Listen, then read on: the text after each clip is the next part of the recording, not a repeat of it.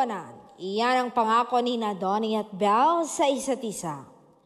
Aming nakausap kahapon ang aktor na si Donnie Pangilinan. Tinanong namin siya kung ano ang isa sa mga ipinangako nila sa isa't isa. Ay bongga, ano kaya? Say ng aktor, yung walang iwanan. Yung kami na ang magsasama habang buhay. Naman! Kasi hindi ko naman siya liligawan kung wala akong balak pakasalan siya.